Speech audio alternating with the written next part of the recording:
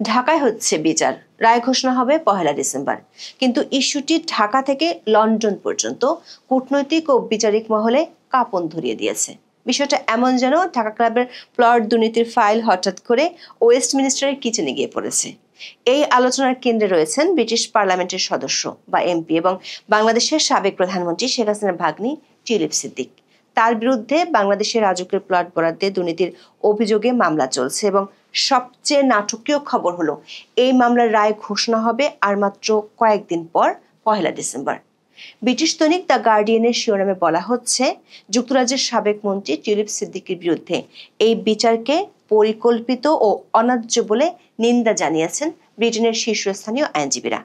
মজার ব্যাপার হলো, প্রতিবাদ জানানো এই দলে টিউলিপের প্রতিপক্ষ কনজারভেটিভ পার্টির বিচার সচিবও আছেন সাবেক টরি অ্যাটর্নি জেনারেল ডমিনিক গ্রিভ সহ হাই প্রোফাইল বেশ কয়েকজন আইনজীবী। ব্রিটিশ এই আইনজীবী দলটি যুক্তরাজ্যে বাংলাদেশের হাই কমিশনার আবেদ ইসলামকে লেখা চিঠিতে গুরুতর অভিযোগ এনে বলেছেন, বাংলাদেশের টিউলিপ সিদ্দিকের আইনজীবীকে গৃহবন্দী করে রাখা হয়েছিল এবং ওই আইনজীবীর মেয়েকে হুমকি দেওয়া হয়েছিল। দর্শক, দ্রুত গতির বিচারিক প্রক্রিয়া, লন্ডনের নামকরা আইনজীবীদের প্রতিবাদ আর টিউলিপের রাজনৈতিক হয়রানির অভিযোগ সব মিলিয়ে ব্যাপারটা বেশ জমজমাট হয়ে উঠেছে। প্রশ্ন হলো, কেন এই রায় এত দ্রুত নেওয়া হচ্ছে?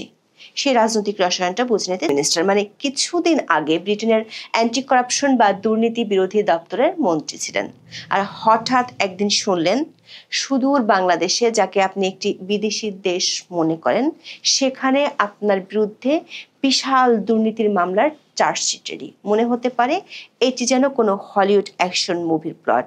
টিউলিপ সিদ্দিক এই বিষয়টিকে বলছেন তিনি সেই কাফকাস্ক দুঃস্বপ্নে বা কাফকাস্ক নাইটমেয়ারে আটকে আছেন। টিউলিপ সিদ্দিক ইংল্যান্ডের হ্যাম্পস্টেড অ্যান্ড হাইগেটের নির্বাচিত এমপি, লেবার পার্টির নেত্রী এবং ব্রিটিশ প্রধানমন্ত্রী কিয়ার স্টারমারের ঘনিষ্ঠজন।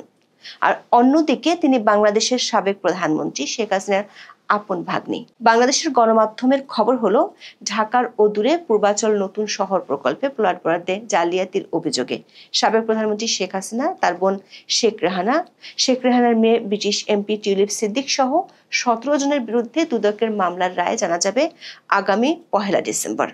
যুক্তিতর্ক উপস্থাপন শেষে 25 নভেম্বর ঢাকার বিশেষ জজ 4-এর বিচারক রবিউল আলম রায়ের এদিন ধার্য করেন বলে দুদকের আইনজীবী তরিকুল ইসলাম জানিয়েছেন। দর্শক, বাংলাদেশের অন্তর্বর্তী সরকারের টিউলিপের বিরুদ্ধে আনীত অভিযোগটি হলো প্লট দুর্নীতি। বলা হচ্ছে, তিনি তার খালা শেখ হাসিনার ক্ষমতা ব্যবহার করে ঢাকা শহরের অভিজাত এলাকা পূর্বাচলে বা কূটনৈতিক অঞ্চলে নিজের মা শেখ রেহানা, ভাই রাদওয়ান মুজিব এবং বোন আজমিনার জন্য সরকারি প্লট বাগিয়ে নিয়েছিলেন। এই মামলায় তিনি সহ 17 জনের বেশি অভিযুক্ত।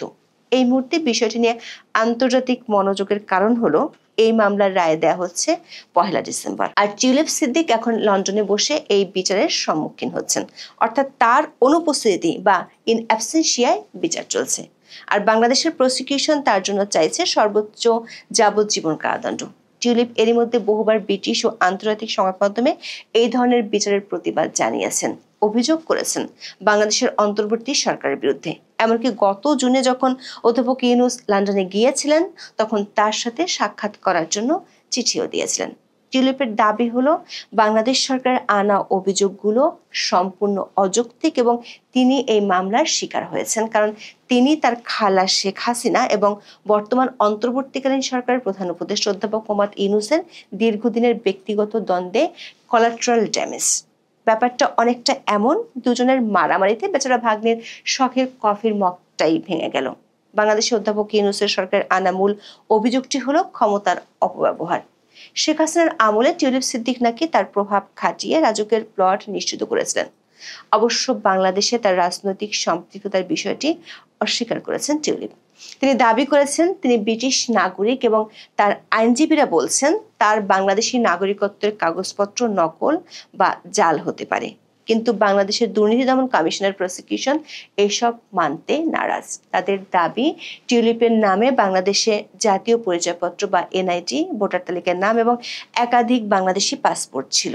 যদি আদালতে এই প্রমাণ টিকে যায় তবে কর্তৃপক্ষ তাকে আইনিভাবে তাদের এখতিয়ারভুক্ত নাগরিক হিসেবে অনুপস্থিতিতে বিচার করার বৈধতা পাবে। গত জানুয়ারি মাসে যখন টিউলিপের বিরুদ্ধে এই দুর্নীতি এবং অর্থ পাচারের অভিযোগগুলো অধ্যাপক ইউনূসের দপ্তর থেকে চাউর করা শুরু হয় তখন তিনি স্টারমারের সরকার থেকে পদত্যাগ করেন। যদিও ব্রিটিশ সরকারের নৈতিকতা বিষয়ক উপদেষ্টা লরি ম্যাগনাস টিউলিপের বিরুদ্ধে কোনো বিধি ভঙ্গ করার দায় খুঁজে পাননি। তবে লরি ম্যাগনাস বলেছিলেন টিউলিপের উচিত ছিল তার পারিবারিক সম্পর্কের কারণে সৃষ্ট খ্যাতির ঝুঁকি বা রেপুটেশনাল রিস্ক সম্পর্কে আরও সতর্ক থাকা।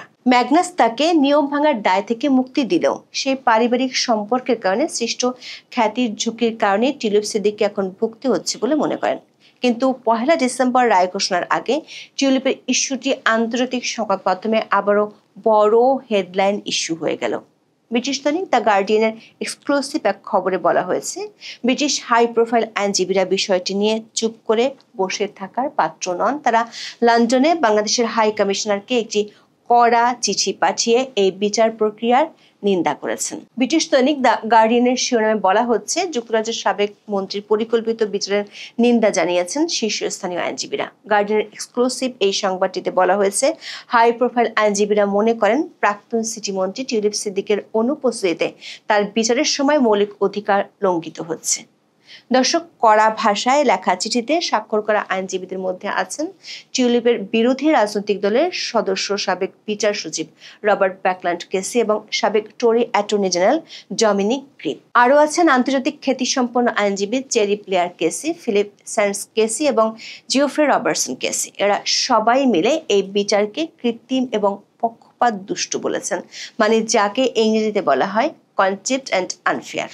ব্রিটিশ নামকরা এই আইনজীবীদের পক্ষ থেকে তোলা মূল অভিযোগগুলো শুনলে মনে হবে এ যেন বাংলাদেশের বিচার ব্যবস্থা নয়, তৃতীয় বিশ্বের কোনো স্বৈরাচারী সরকারের কার্যকলাপের বিবরণ। ব্রিটিশ এই হাই প্রোফাইল আইনজীবীদের চিঠিতে বেশ কয়েকটি গুরুতর অভিযোগ তুলে ধরা হয়েছে।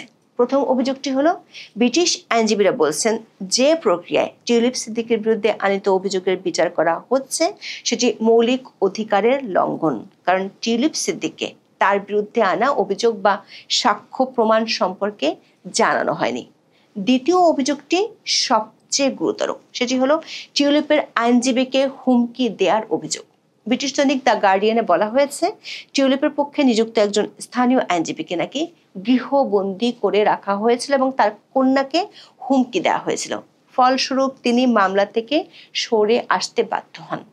ব্রিটিশ আইনজীবীরা লিখেছেন, এই ধরনের প্রক্রিয়া কৃত্রিম এবং প্রসিকিউশন চালিয়ে যাওয়ার একটি পরিকল্পিত এবং অন্যায্য উপায়। তাদের অভিযোগ, অন্তর্বর্তীকালীন সরকার ক্ষমতায় আসার পর থেকে বাংলাদেশে আইনি ব্যবস্থায় হস্তক্ষেপ ও ভীতি প্রদর্শনের একটি প্যাটার্নের প্রতিবেদনের সঙ্গে এটি মিলে যায়। ব্রিটিশ আইনজীবীদের আনা 3 নম্বর অভিযোগটি হলো মিডিয়া ট্রায়ালের মাধ্যমে দোষী সাব্যস্ত করা। ব্রিটিশ আইনজীবীদের অভিযোগ, দুর্নীতি দমন কমিশন বা দুদক এবং প্রধান উপদেষ্টা অধ্যাপক মোহাম্মদ ইউনূস প্রকাশ্যে মিডিয়ায় টিউলিপ সিদ্দিককে অভিযুক্ত করে বারবার মন্তব্য করছেন। ক্ষমতাধরদের এই ব্যাপক প্রচার নিরপেক্ষ বিচারের নীতির সঙ্গে সামঞ্জস্যপূর্ণ নয় বলে মনে করেন ব্রিটিশ আইনজীবীরা। টিউলিপ সম্পর্কে আইনজীবীরা তাদের চিঠিতে বলেছেন, যেহেতু তিনি যুক্তরাজ্যে থাকেন এবং যুক্তরাজ্যের নাগরিক, তাই তিনি স্পষ্টতই পলাতক নন। তিনি একজন নির্বাচিত সংসদ সদস্য যার সাথে হাউস অব কমন্সে যোগাযোগ করা যেতে পারে এবং প্রকৃতপক্ষে তাকে প্রত্যর্পণ চাওয়ার উপযুক্ত কারণ থাকলে অভিযোগের মুখোমুখি হওয়ার জন্য বাংলাদেশে প্রত্যর্পণ করা যেতে পারে। চিঠিতে বলা হয়েছে, সমস্ত পরিস্থিতি বিবেচনা করে ব্রিটিশ আইনজীবীদের গুরুতর উদ্বেগ রয়েছে মিস সিদ্দিকের অনুপস্থিতিতে বিচার অন্যায্য, তার আত্মপক্ষ সমর্থনের যথাযথ সুযোগ নেই বা প্রকৃতপক্ষে কোনো সুযোগ নেই যে তার অনুপস্থিতিতে কোনো যুক্তি ছাড়াই তার বিচার করা হচ্ছে এবং এই প্রক্রিয়াটি আন্তর্জাতিকভাবে স্বীকৃত ন্যায্যতার মানদণ্ডের চেয়ে অনেক কম। আইনজীবীরা সুষ্ঠু বিচার এগিয়ে যাওয়ার অনুমতি দেওয়ার জন্য বাংলাদেশের কর্তৃপক্ষকে এই উদ্বেগগুলো সংশোধন করার আহ্বান জানিয়েছেন। দর্শক, ব্রিটিশ আইনজীবীদের প্রতিবাদ এটাই প্রমাণ করে এই রায় আন্তর্জাতিকভাবে সহজে গ্রহণযোগ্য হবে না, কারণ আইনজীবীরা বিচারিক প্রক্রিয়ায় হস্তক্ষেপ, আইনজীবীকে হুমকি এবং পক্ষপাতে সুস্পষ্ট অভিযোগ এনেছেন। আন্তর্জাতিক বিশ্লেষকরা এই মামলাটিকে দেখছেন বাংলাদেশের বিচার বিভাগকে রাজনৈতিক প্রতিপক্ষকে নিষ্ক্রিয় করার হাতিয়ার হিসেবে ব্যবহারের একটি সাম্প্রতিক দৃষ্টান্ত হিসেবে।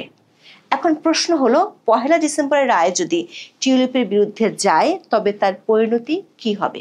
প্রসিকিউটর মোহাম্মদ তারিকুল ইসলাম নিশ্চিত করেছেন যে দোষী সাব্যস্ত হলে টিউলিপ সিদ্দিকের 3 থেকে 10 বছরের কারাদণ্ড হতে পারে।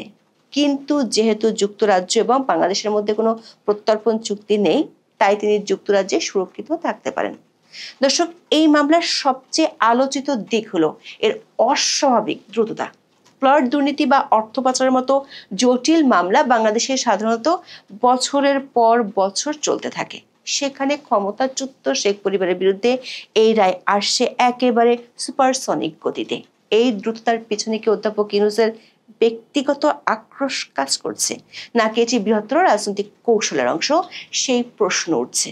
অধ্যাপক মোহাম্মদ ইউনূস সাবেক প্রধানমন্ত্রী শেখ হাসিনার একজন ঘোরতর বিরোধী।